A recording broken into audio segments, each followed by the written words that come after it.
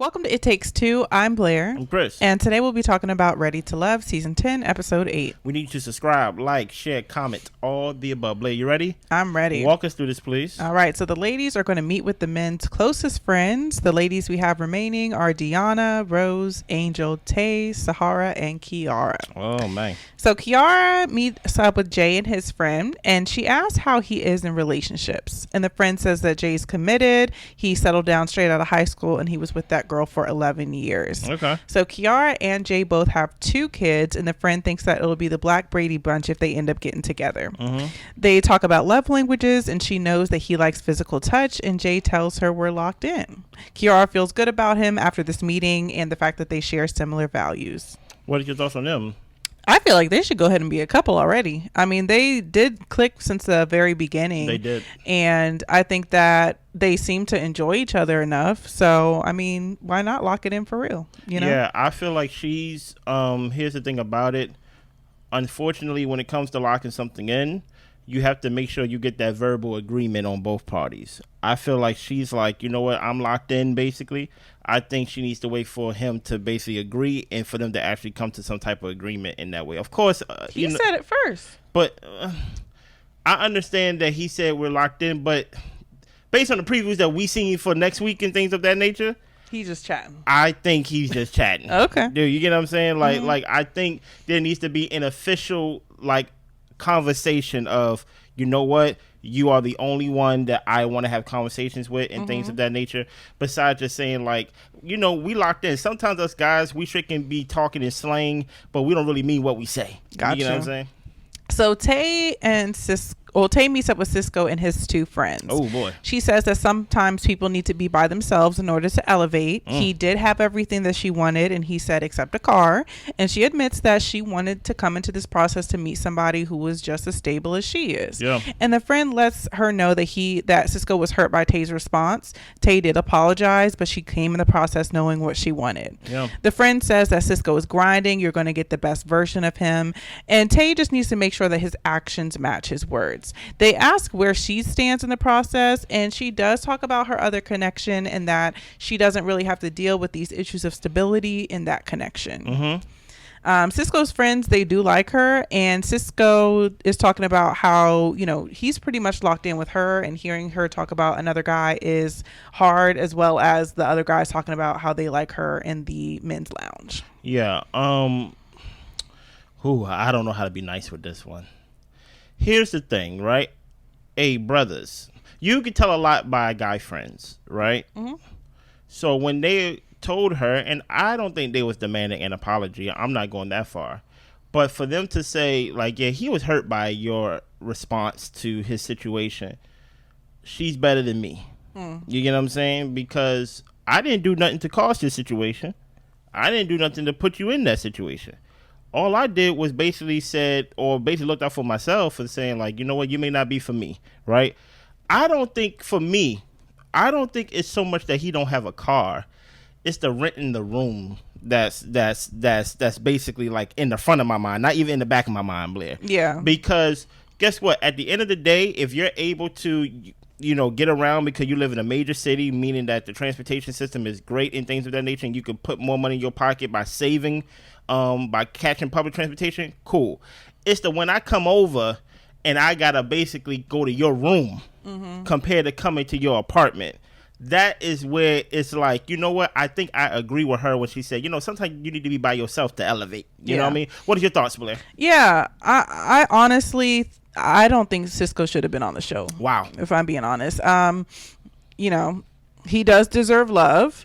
Okay. I feel like we all are deserving of love, so it has nothing to do with how deserving he is. Yep. It's just that with this show, the way that it's presented to me and how I understand it is that we have kind of well enough to do Black people who have something going for them. This Maybe. Isn't the flavor of love, or you know what I'm saying? Not to say he is I love New York, bottom of the barrel type thing, but if I can get my words together, get them together, please. I'm it sounded worse than I intended to, but I'm just there's kind of a level of excellence and all that type of stuff as far as the type of people that the way they try to cast these folks is basically being like the grown, the sexy, the stable folks that are coming on the show looking ready for love, not really people who are up and coming or trying to figure their life out necessarily. You're right. But we do have those people sprinkled in every season. Yeah. But I will say that for Cisco, it does seem like he needs some time to focus. They're saying he's on his grind mode. Is he grinding at night? because he's here filming.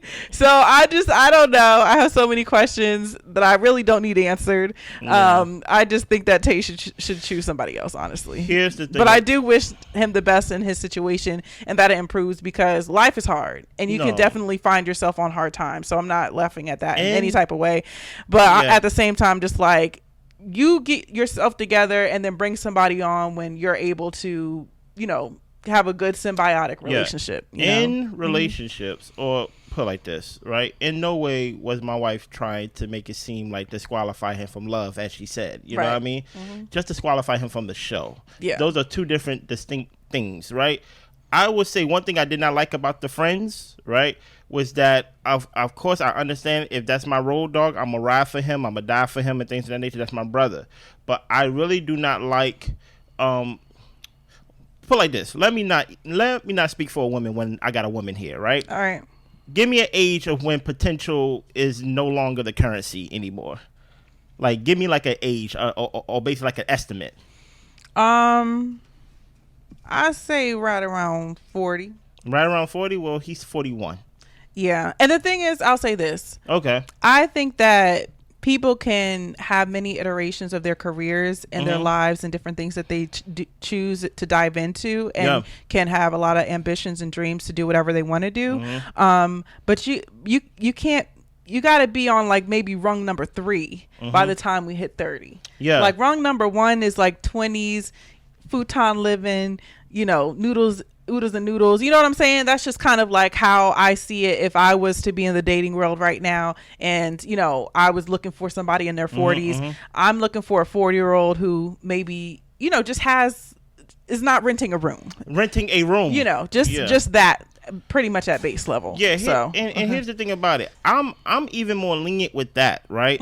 To where, guess what? You could be 40 years old and still be building your life, right? But as a friend, if this was one of my male friends and things of that nature, I would be like, well, women are a distraction. And when I say are a distraction, it's not because women are doing anything wrong, but like Blair said, he's on Ready to Love, where he could be doing something else. You get what I'm saying? So his attention is something else. Women or dating, and dating is a luxury, right? And my thing is, if you're dating and things of that nature, but your life is not in order, it kind of make it seem like you don't got things like really, like your priorities are kind of like whacked, right? So it doesn't mean nothing to me that his friends are like, oh, he will grind, he's definitely gonna work, he definitely will get himself together, and I would just be like, he's 41. You get what I'm saying? I think that it's fair for Taye to be like, well, I don't want to invest in potential. I want to invest in something that's a little bit more sure. But based on the cast on this show, I don't know how sure these guys are, Yeah, so Cam and his friend meet with Angie, Rose, and Sahara. Yeah. Rose asks what's preventing Cam from finding love, and the friend says that Cam gives women too many chances. Okay. He does care a lot about people's feelings, and Rose likes that he's a helper just like she's a helper. Okay. Cam says that it's honestly about leading your partner in the right way, and Angie, it rubbed her the wrong way because she would find it hard to have somebody as a leader. Yeah. And the friend says, well, he's a natural leader. Like, he's just going to be able to do that. He's not going to be able to turn that off. Yeah. And Angie asks, well, what if I don't want your help? And the friend says, he's not going to let you do that. Rose asks if he's ready for a nurturer, and Cam doesn't know if he's ready for that because he's never really had to rely on anyone before. Yeah.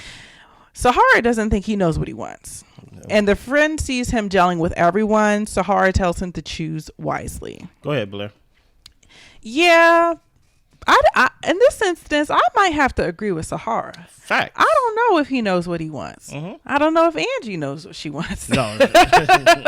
I think Rose knows what she wants. But Rose lying to herself. But Cam is not a Christian. So he's not a Christian. So I don't really know what type of tree that Rose is barking up when that's something that's important to her. I'm just trying to figure out who is ready to love and knows what they want out of love at this point. But I felt like the meeting went fine. I felt like, honestly, I feel like Rose tries to fit whoever into the box that she wants them to fit, even though she is someone who falls hard in love and all that type of stuff. I think that's a beautiful thing, to be open to love in that way. But you still got to vet the person that you're with. And I'm sure that she's doing that. She's, a grown woman and she has a child as well. So I'm sure she's vetting these people, but to make sure that they can provide you what you need. And I don't know if Cam would be that person. Yeah. And I feel like for Cam's sake, when it comes to Angie, I think that he should pretty much, I don't know why he brought Angie here. Like, I don't feel like Angie has been really open enough to Cam to really for him to get to know her. And I don't even put it as the ex thing. It kind of got more into the lounge to where we learn about all the things that she kind of deals with in her life. Yeah. And I don't think she's really opened up or talked to anybody about that. Yeah. Any of the guys that she's talking to. So honestly, I think the person that Cam knows the best is Sahara. And if he wants her, I think that he should make his intentions be known. But I also feel like he kind of likes the fact that Sahara's wild and he might want to try to tame her. So it's just very hard to know what Cam actually wants. Here's the thing about Sahara before I go on what you just said. See, Sahara shows up as herself, good or bad. Right. So there's a comfort in liking someone like her, because what you see is what you get. Right. Do you get what I'm saying? Now, I actually think that this date right here between Cam and these three was probably the worst one out of every date that went on this episode, right? Because I think, are you willing to be led, or basically alluding to that question? I think that's a terrible question.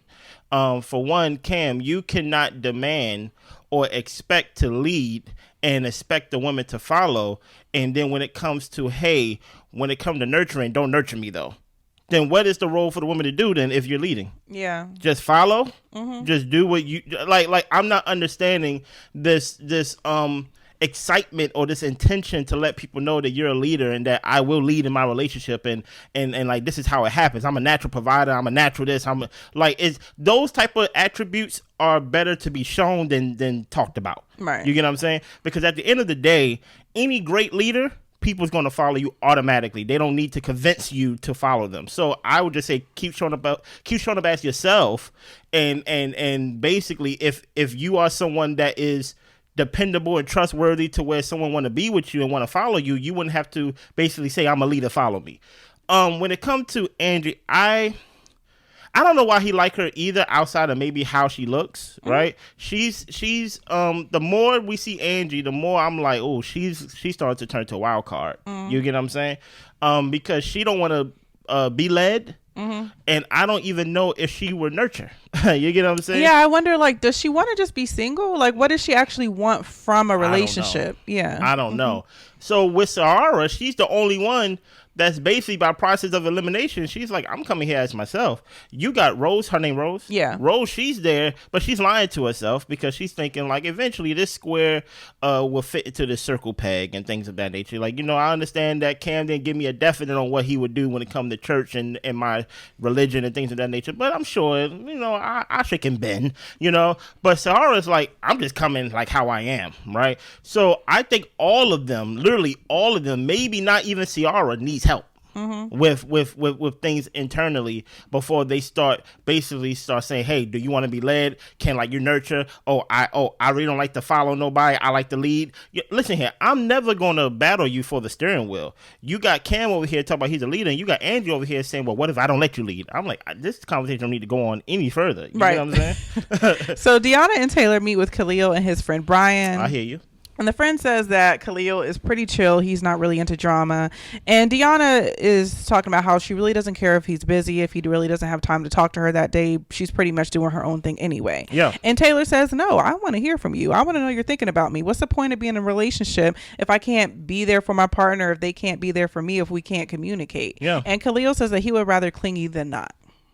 I don't have a problem with what Deanna said. I think she would need to expound on that a little bit on what she means by that, because when you are in a relationship, as Taye was saying, like, it is weird to not hear from them a day. Nobody's saying that, hey, we need to have a conversation that lasts 3 hours every day. Mm-hmm. But truth be told, 3 minutes of a conversation can basically last you the whole day if you're that busy for that day. Right. And if you guys touch base frequently, like, yes. Yeah. So like, me and Blair have been together for, I think, going on 10 years. I think it is, if not over 10 years. And I literally talk to her almost every day for 10 years straight plus, right? Just one day. Huh? I remember that one day I didn't get a message from you. That was years ago. And I was like, is he leaving me? We weren't even together at that point. We were just dating. Exactly. So yeah, this whole time we've been together, we talked every day. It's kind of hard to miss one day when you're in the thousands. Exactly. Okay? But does that mean that every conversation we had on the phone or over text or in person, that the quality was A++++? Of course not. It's impossible. Mm-hmm. So that's why I'm like, I kind of agree with Taye when it comes to, hey, how come you just can't touch base with somebody? And I think sometimes I want Deanna to understand, and I'm putting words in her mouth, but I want her to understand that you can be in a relationship, and if you want to talk every day, that is not the definition of clingy. You get what I'm saying? Like, like you can expect things and like demand them in a relationship, and for you to still be viewed as strong, independent, and things of that nature. I don't view Blair any less independent because she talks to me every day. Mm-hmm. She even lives with me. Yes. You know what I'm saying? so like, it is what it is, you know? Yeah. No, I thought it was interesting, the conversation, just by the simple fact that I'm 100% behind what Taye is saying. Of like, course. Why would I not talk to you? Why would you not want to speak to me? Like, even if you are busy, how do you go a day without thinking about your person? You know, and it's not obsession or it's not clinginess, but it's like, just like, it's somebody you care about that crossed your mind. And of course, for me at least, I'm going to touch base. And with Deanna, I don't want to judge her per se, but I'm finding it hard to see the vulnerability in her. Yeah. And not that she needs to be vulnerable. I mean, she's, dating and trying to get to know these people. So you don't necessarily have to put your vulnerability on Front Street. Yeah. But it just seems as though she's coming across like, I don't really need you. Yeah. And it's just kind of like, okay, well, like, but what do you want then? It's not about a need. It's about the fact that you are dating and you want something. So what is it that you want? And I feel like a lot of the conversations go to, I'm good by myself. Yeah. I think that's kind of the vibe I pick up. So I think the problem with Deanna is, and maybe it's a problem with me, but I haven't heard enough in this season of what she wants. I've heard of, I'm not dating a firefighter. Yeah. I'm not doing this. I'm not talking to you every day. I'm like, then what do you want? You get what I'm saying? Give me something that I can hold on to that shows that you are after something. And to your point about, I think it's a pattern with these people not being open and things like that. I think we need to attribute and actually think about the city that they're in. Yeah, this is Philly. This is get what I'm Philly. saying? Yeah. So no, nothing wrong with Philly. You don't gotta say there's nothing wrong with Philly. Okay, like, trust me.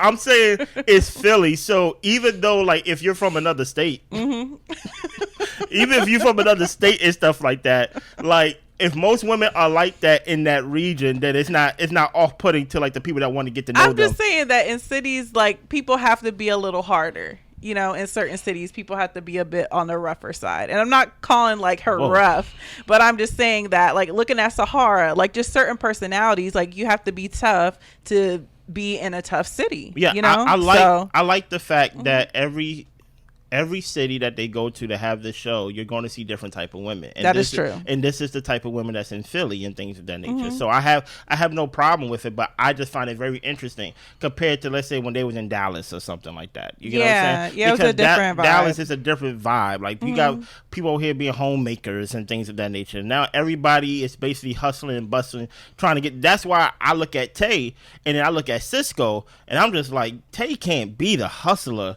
within that relationship. You in Philly. You get what I'm saying? He's grinding, though. Okay.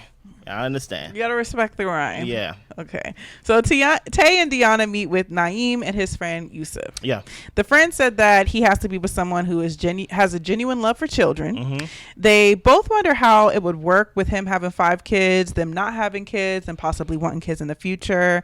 Deanna talks about how she dated a guy with 2 baby moms and 2 children, and it was tough navigating with one of the baby moms because that relationship was just complicated. Yeah. And Naim said that he doesn't have any drama with his children's mothers. Like, he's done the work in order to have healthy relationships with them so he can, date. He even tells them, I don't need you guys to play mommy to my kids. Like, if you are there for me, that's enough for me to give to my children. The friend says that he's just needs work on trusting women. He will shy away or self-sabotage when it gets to that point of falling in love. Naim says that his first relationship, because Taye had asked originally, like, why did you never marry any of these women? Facts. And he said that his first relationship, they were both very wild. The second one, she was different than what he was used to as far as the street life, and he felt like he was losing himself. And the third one, the relationship became unhealthy. He ended up cheating, and he did the work to try to figure out why he was hurting the people that he loved. Yeah. He talks about how he comes from a past of hurting people because he was hurt, but he couldn't continue that pattern.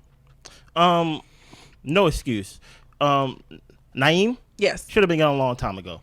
Yeah, none of y'all wanted to stop it. Like this was just to have to consider 5 kids. And we reviewed the show called Love and Marriage Huntsville. Make sure y'all check that out. And this is how you end up with problems in the future. When you got the actual daddy saying, hey, you ain't got to be mama to my kids. You know what I mean? You could just date me and don't even worry about the kid. And then that's when you grow up with the kid and the kid end up saying, I don't view you as a mother figure. You get what I'm saying? It's just a whole bunch of things that you don't want to be part of that. Okay?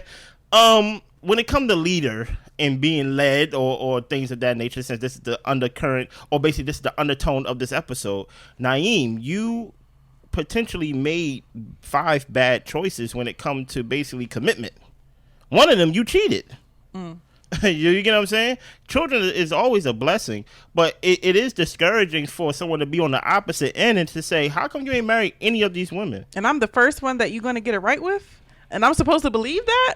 It's just high risk. And dude, you know what's funny? The second one thought that. The third one thought that. Yeah. The fourth one thought that. And the fifth one definitely thought that he had it down pat. Well, he only has 3 baby moms. Oh, he only got 3 baby mama. Okay, Yeah. well, I don't know why I gave each of them their own. He said everybody got a kid. Everybody got a kid. But the first one thought that, the second one thought that, and the third one thought that. Yeah. So it is off-putting, especially if these women want to have children. You get what I'm saying? They like automatically, we're going to basically be outnumbered, because if we bring a child into it, that would be 6 children. And I can understand why the women is kind of like, I don't know about this. And the friend was like, I have 7 kids. And I was like, what that mean to me? That don't even mean anything. Like, what's that supposed to mean today? What's that supposed to mean today, Your Honor? Congratulations, sir. I don't know what to say. Truth be told, sir, you ain't got to say nothing else to me. You know what I mean? That's true. It's just like, all right, birds of a feather, like facts. But no, I think that if he, has done the work to change and to not repeat his past, situations, then I think it's great. But it will have to take somebody to really trust him and know him in order to open themselves to something like that, because it is a lot of unknowns. And I feel like for a show like this, you're kind of jumping in feet first. Yeah. Head first, all the above. Exactly. And it's not even like you can have time to like get to know the kids, to know the lifestyle, and really like take your time. And yes, these people, like they don't get engaged or married at the end like some of these other shows. Well, but I don't know. They say made them watch a wedding. That is true. But you do tend to lock in at the end of the episode that you guys want to be in a relationship. That's true. I think that's kind of hard to figure out with all of the extras that he has going on in his life, like during this process. And that's why I'm saying, like, I think some people probably just may not have been the best fit for the show as a candidate for some of these women, which you could argue to me that this is supposed to be representative of real dating life. This is extreme, though. I ain't gonna hold you. And that's the thing, okay. I'm just like, yeah. To me, I say, hey, man, invest in that third baby mama, the one that you kind of messed it up on. See if she forgive him. And see if she forgive him, and keep chopping that tree down. Like, keep showing up, because guess what? She is the mother of your kids, so she's going to forever be in your life. Hey, I think it'd be a great investment to be with one of the mothers of your children. That's what I would think. Now, Rose and Angie meet up with 3 of Hussein's friends. Okay. Rose would like his communication to improve. He's not very responsive. Angie had the same feedback. Mm-hmm. And the friend asked how Rose is in the bedroom. And Rose is open to pretty much anything except for a third party. Okay. The friend is talking about how he's poly. He doesn't think you can find what you need in one person. Angie came and she knew the poly guy, but she only knew him because she bartended for a couple of his events. Mm-hmm. So the friend asked if they could all vibe together, like in a poly situation, and all of them pretty much say no and start laughing. And Rose asked what Hussein could do better. The friend said that he loves too hard. She says that's my issue too, so that's fine with me. That's not fine with you. And Angie asked what she should be worried about, and the friend says that Hussein has a high sex drive, and she likes that. And they also talking about how he's dependable. You call him, he'll be there for you. And she asks, when does that start? Because he don't answer my phone calls. Mm-hmm. Hussein explains that he knew he would see her today. He's kind of used to doing his own thing and not really thinking about another person's feelings. Question. My brain is brain fog right now. Hussein's friends was all men, right? Yeah. Why are you talking about my sex drive?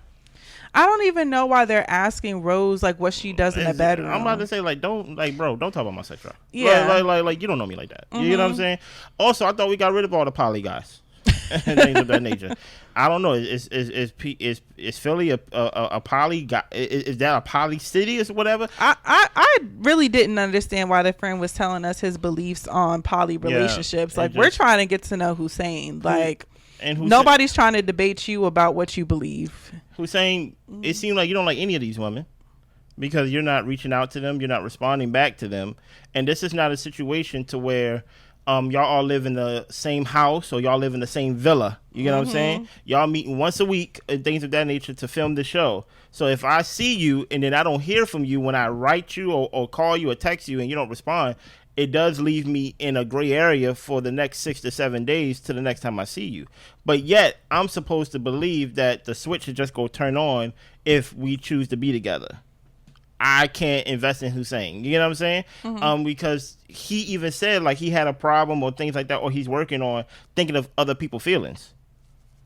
Then you ain't gonna practice on me. Then you're not ready to love. Exactly. Then I don't know what we're here for. Exactly. If you're ready to love and ready to be in a relationship with somebody, then you should be ready to text and answer your phone. I don't know what to say. Yeah, But I will say that is the reality of dating. But you would think if you come on the Ready to Love show, that most of these people like are going to want to put in some type of effort to get to know somebody. I would think like ready to love. You know what I'm saying? Like, I think it speaks for itself. So we get to the ladies' lounge. Deanna and Taye talk about how Khalil is really there for the right reasons, and the friend was asking all the right questions to really get to know the ladies better. Kiara and Jay are liked in. At this point, Sahar wants to get to know Jay because she feels like Cam isn't given enough. Well, that's fair. Kiara was shocked to hear that, as was I. Well, here's the thing about it. You got to keep moving. Angie talks about how Cam said that he would be a leader and he would be there for her. And she talks about how she deals with a lot. She has 11 siblings. She's always getting calls about financial concerns and advice. And, she just really feels like, can he really be there for me the way that he's saying to? And if he can, that would be an amazing thing that she's never experienced. Yeah. And Tommy pretty much asked, like, have you ever told him what it is that you're going through? And she said no. And Tommy lets her know, well, look, you need to let him know so that he knows what he's going to be leading. Yeah. Angie says that Hussein's words don't match his actions. There's really no consistency.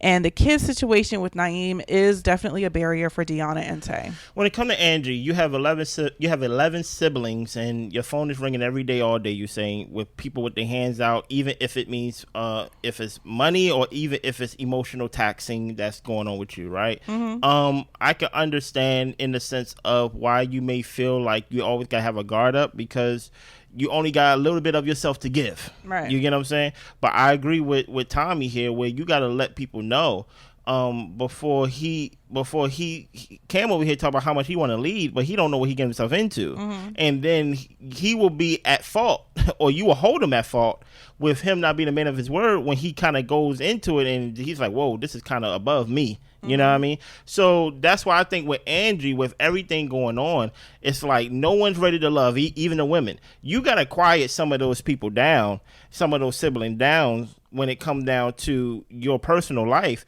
Because if you're giving everything to everybody in your family, even friends, then when it comes down to the person that you with, will it be enough for them to basically like, will you be able to serve that relationship? And that's something that Angie need to stop talking about all this other crap, as we go see in the preview, talk about busting windows out of cars and things that just don't matter, and actually talk about things that have to do with your real life. Yeah, and like You what know it what I is mean? that you deal with, that you want from a relationship. Exactly. I feel like Angie kind of has a similar way about herself as Deanna, is to just like, well, I'm good and I don't need help and I don't, and it's just kind of like, okay, so like, what are you here for? Like, what do you want out of a relationship? She wants, you know? she wants a dopamine hit, and that's what I think. I think she wants a release from her everyday taxing that have to do with her siblings and her everyday life. And basically, if I could just go find somebody to have fun with and things like that, to basically take my mind off of my everyday normalities. Yeah, I can see that. And that's the only thing that come to mind, because I'm like, why don't you actually, like, in order for you to really show yourself that you're ready for love, why haven't you shared this? Yeah. Like, OWN gave you a whole summer break in between the season. Like, why haven't you said anything about this? Well, they didn't actually get a break. I don't care. I'm saying, but okay. I'm saying at any point They got the same break we did, as far as we know. To me, I said y'all got a break. Okay, let's keep going. Now, Angie takes Hussein out. Naeem and Taye go out. Angie tells Hussein the feedback of basically, you need to pick up your phone and you need to call and text people. That's wild, right? Yes. And Hussein that says that if people have a problem, he prefers for someone to talk to him. Don't text me your issues. How, Hussein? That don't even make no sense. If we can't get you on the phone. Here's the thing about it, right? Too many people love being mysterious. Oh, I don't answer my phone. It's always on Do Not Disturb. You get what I'm saying? I got a phone that I pay $80 for, some even $120 plus, and I never answer it. I use it strictly for Instagram and TikTok and things. Answer your phone. Yeah. Listen here, a phone call is very straight to the point, because I don't want nobody popping up at my house. Yeah. So please answer your phone, Hussein. There's no excuse. Taye says that Naeem is an amazing father, but you have more kids than we prefer. That's true. My thing is, y'all knew this from the jump. Literally, first episode. I'm just like, y'all, I feel like y'all strung him along a little bit with this. Well, so Naeem is not ready to love, but Hussein is still ready to love. And I think that we got a whole lot of people in here who are not ready to love. But we'll see if they can figure it out. I think we need to start introducing double eliminations. So where we be like, oh, both people not ready to love. Because if you can't answer the phone, the phone get easier the longer you're in a relationship. Yeah. So that's why I'm really not understanding why. And then he's older now, so it's like, it's not like y'all got all day to talk anyway. But it is what it is. Anything else? That's all I got. I need you to subscribe, like, share, comment, all the above. We see y'all. Bye.